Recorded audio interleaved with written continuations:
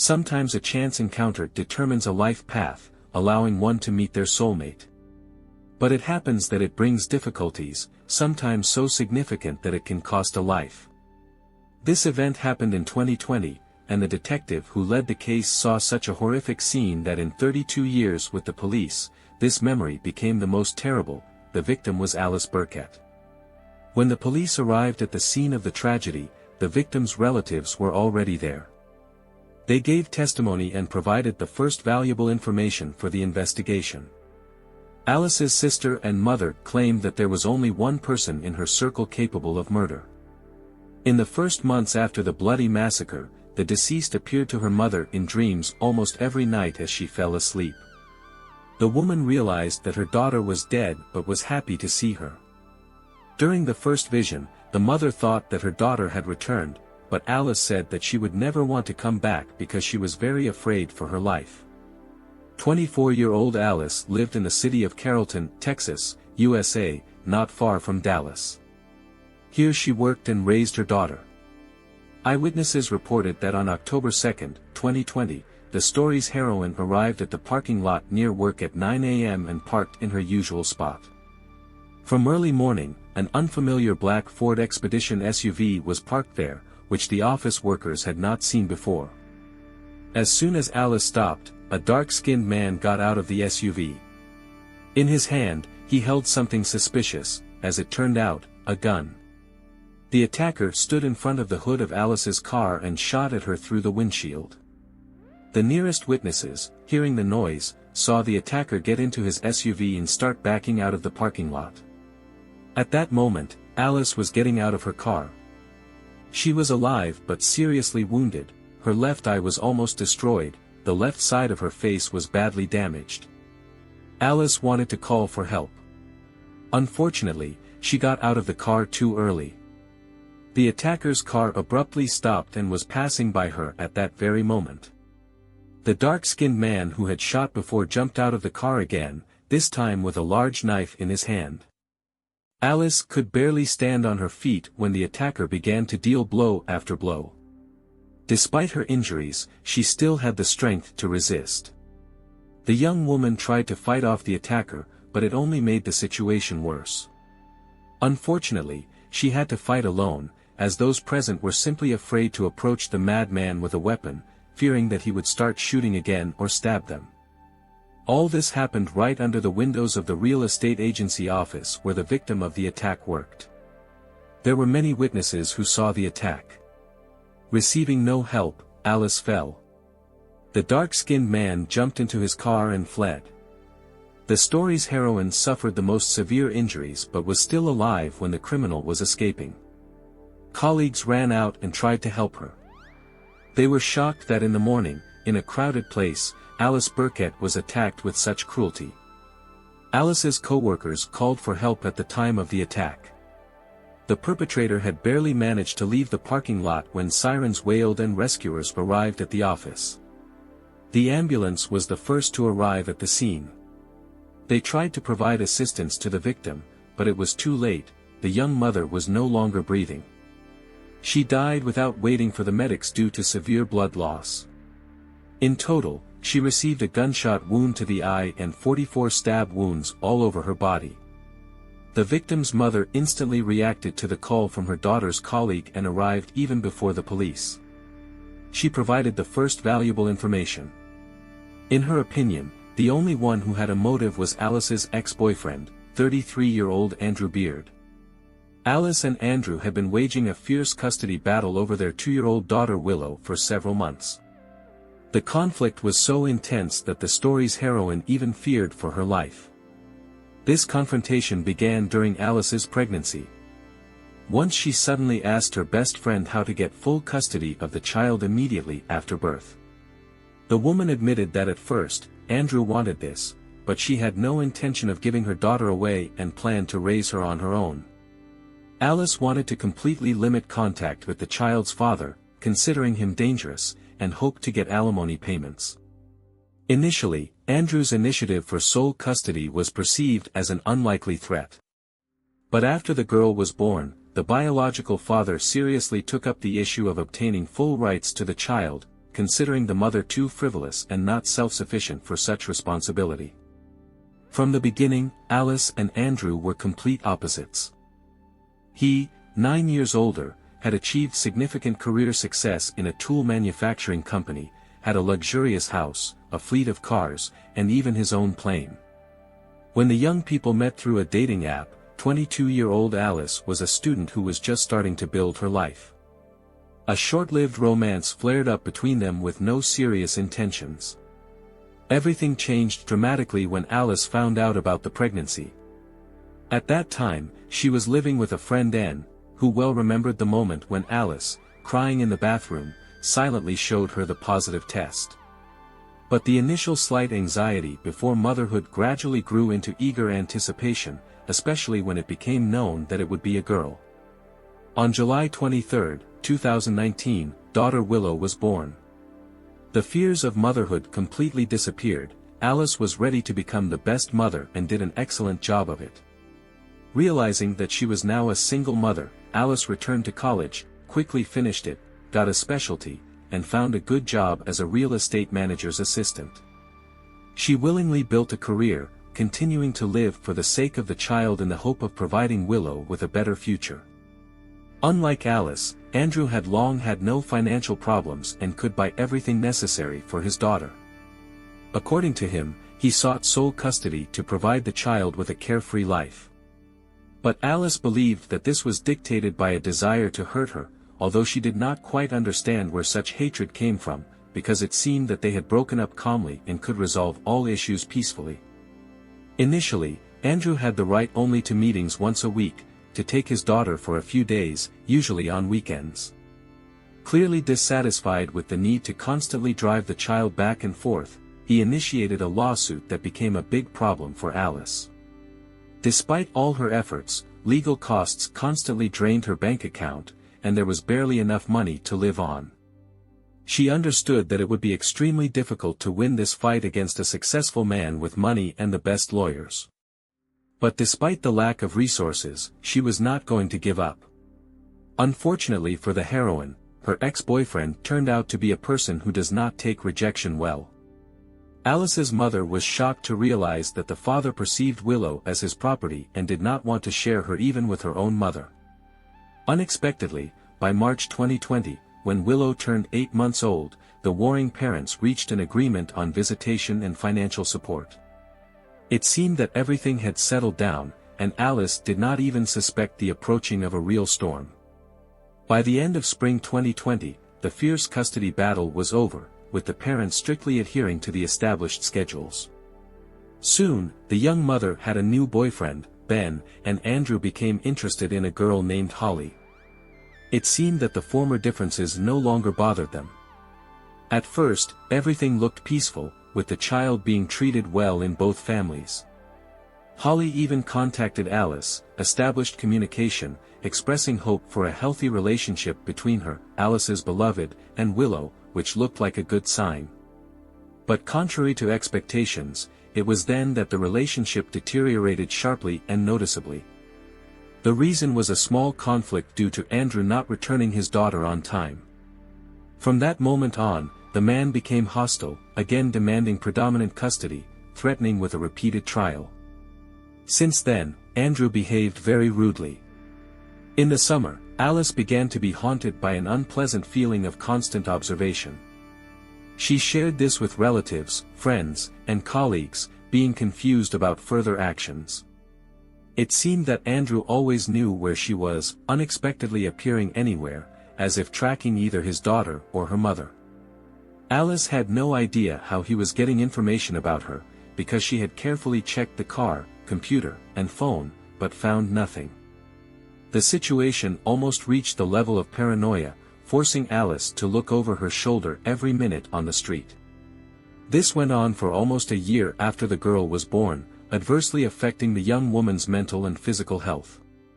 Despite this, she continued to hold on with her last strength, hoping that everything would gradually settle down. Appeals to the police did not yield results, as if the statements were ignored, which Alice associated with the financial influence of the stalker. It seemed that it could not get any worse, but in September 2020, a month before the fatal attack, the situation reached a new level. Suddenly, a man named Frank Moreau called the rescue service, claiming that he saw with his own eyes how Alice was selling prohibited substances from the trunk of her car in the parking lot near work. The police officers who arrived at the call turned to the woman. The puzzled Alice did not understand what they wanted from her, but obeyed the demands and provided the keys to the car.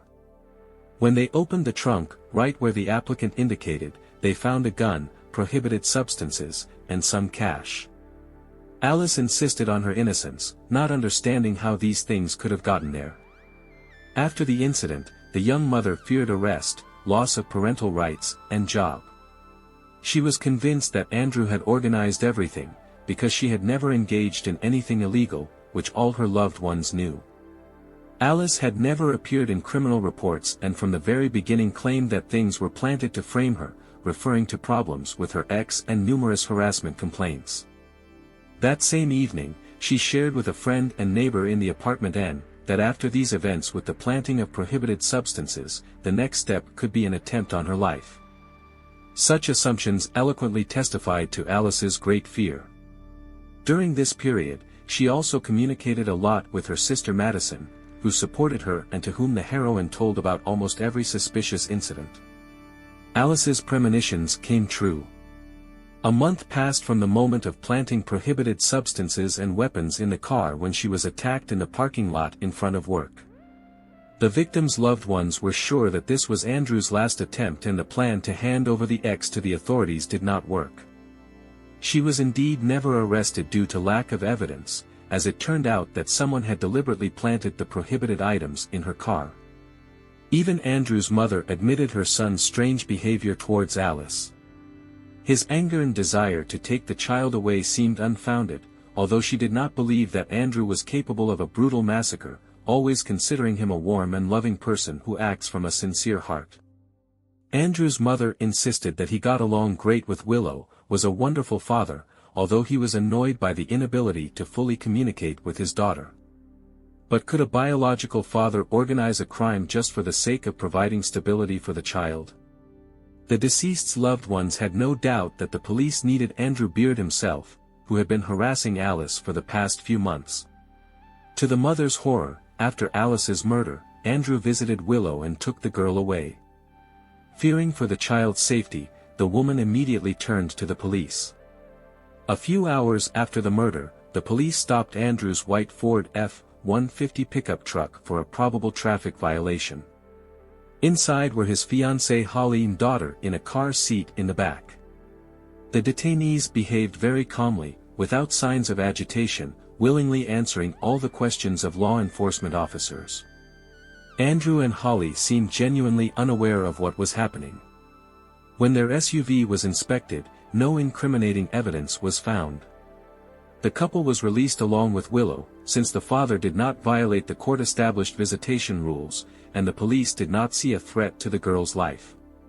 However, the vehicles were confiscated for examination, and the whole company was forbidden to return home due to a planned search for evidence of involvement in the attack on Alice. While the couple and the girl went to the hotel, the police worked in Andrew's mansion. As Alice's relatives claimed, evidence was found in the house quite quickly. In one of Andrew's backpacks, an envelope with compromising texts intended for Frank Moreau was found, the same man who had called the rescue service a month before Alice's death. The note contained all the necessary data, color, model, license plate numbers of the victim's car, address, etc. They also found a special device with recordings of a dialogue with the rescue service, equipment and software for tracking the movements of Alice's mobile phone. A similar device was attached to the young mother's car, which made it possible to know her location in real time. But the most interesting find was in Andrew's car, a bottle of very dark foundation for masking the face to look like an African American, and men's hiking boots soaked in bleach. This created a connection with the bloody massacre, although not significant enough. At the crime scene, in the house and in Andrew's pickup truck, neither a gun nor a knife was found, only empty sheaths, which made it impossible to determine what kind of knife was stored in them. The next breakthrough happened a day later. It turned out that the black Ford SUV, which the criminal was driving, was purchased shortly before the events. It was found abandoned less than a kilometer from Andrew's house, and the killer even got on the house's video surveillance cameras in this car. The victim's blood was found in the pickup truck, as well as another part of the attacker's masquerade, a fake beard with brown foundation, which was on Alice's killer. And most importantly, DNA samples of the suspect were found in this car. Andrew was going to be arrested. He was in a rented apartment with his fiancée Holly, mother, and daughter Willow. The girl was taken away and sent to the mother of the deceased, and Andrew was arrested on charges of first-degree murder. Holly Elkins was most concerned about the events. She even volunteered to talk to the police because she did not understand what was happening. By her own admission, she did not even suspect that the man she was going to marry was capable of 2 shots and 44 stab wounds. Communication with Holly lasted about an hour. The authorities hoped to make her a witness on the side of the prosecution, but she simply refused to believe in Andrew's guilt. In parallel, her fiancé was interrogated. From the very beginning, he insisted on his innocence, claiming that he had an alibi at the time of the crime and was at home the entire period. But even the video surveillance cameras in his own home refuted these words. The criminal was obviously lying, which only strengthened the suspicion of his guilt.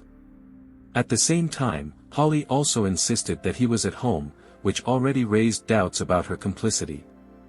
After the interrogations, Andrew and Holly began to live in a rented apartment. She claimed that he was truly innocent. Then the man was arrested, but 2 weeks later he was released on bail. During this period, the police were very concerned about Willow's safety, because during searches in Andrew's house, an unregistered silencer was found. It was believed that the man could be especially dangerous and kept an unknown weapon. Despite the fact that he was on bail, law enforcement officers desperately tried to put him behind bars. Finally, they managed to find a loophole, and Andrew Beard was charged with cyber harassment using a dangerous weapon. He was taken into custody, after which the police continued the investigation, no longer fearing for Willow's fate. A year and 8 months had passed since the crime. However, Andrew finally called his mother from prison and reported incredible news: he wants to plead guilty because he can no longer hide the truth. All this time, relatives did not believe that Andrew was capable of murder, but he was tired of hiding and being afraid. This news so shocked his mother that she simply fell exhausted to the floor during a telephone conversation. Andrew decided to confess everything, including the role of Holly Elkins in this crime. Holly herself left for her home state of Michigan and lived her own life just 2 weeks after Andrew's arrest. Her friend admitted that Holly started a new life. She bought an apartment, a new Lexus, and met a new guy. Up to this point, Holly alternately behaved either as a victim or as an anxious woman, as if in shock and suffering because of Alice's death. Now it became obvious that all this was a carefully planned acting game and manipulation. Andrew described his now ex-fiancée as a very domineering personality. From the very beginning, Holly controlled the relationship, which was confirmed by everyone who knew her. She knew how to manipulate men and always got what she wanted. When she met Andrew, he had serious problems with Willow. Holly could not have children, and after communicating with the girl during parental meetings, she became attached to her and desired her, like property. In her head, an image of an ideal family and a life together was formed, her, Andrew and Willow, without compromises. So Alice became just an obstacle on the path to happiness. Holly did not accept her and her feelings from the very beginning. Despite all the kind words, she simply hated her. The more Andrew told about the events on the eve of Alice's death, the more obvious it became that Holly played no less a role in the attack than the person with the weapon in his hands. Interestingly, even the idea to plant prohibited substances in the trunk belonged to Holly. She sought to achieve not only the arrest of Alice, but also her mother, so that she also would not try to get custody of the girl. This happened when they came with the grandmother to Andrew's house and complained that the father did not return the child on time. The dissatisfied women ran into Holly when she was driving past the house on a golf cart with Willow on her lap. It seemed that they were not going to give her back. The mother grabbed the little daughter, after which they just drove away. But Holly immediately turned to the police, claiming that when the child was being taken, Alice's mother attacked her from behind, beat her and nearly killed her. As proof, she showed traces on her back. However, at first glance it was clear that they did not look like traces of a beating. It all looked as if Holly had inflicted these injuries on herself. Although the trick did not work, since the police did not believe her words, the situation only worsened, because the criminal began to look for new ways to achieve her goal. Holly immediately began to put pressure on Andrew, saying that she needed a man who was able to keep everything in his hands, and not a rag that could not even get full custody of his own child. These manipulations worked. Andrew was a successful man, and such statements deeply hurt him. A week before the murder, on September 25, 2020, Holly went on vacation to Mexico. She sent her fiancé a short text message, expressing hope that he would certainly cope, without specifying with what exactly. Of course, it was about him daring to eliminate Alice. The man was clearly hesitating, but his beloved insisted that if he did not do what was planned, she simply would not return. So Andrew decided. Upon returning, Holly first of all demanded to tell the details of the attack, clearly deriving pleasure from it and savoring every detail. All this was repeated many times. Even during intimate relations, she asked her fiancé to describe the attack in detail, especially the horror, screams and suffering of Alice. After confessing in May 2023, Andrew was sentenced to 43 years in prison. Holly was watched during this period. It was obvious that she was agitated.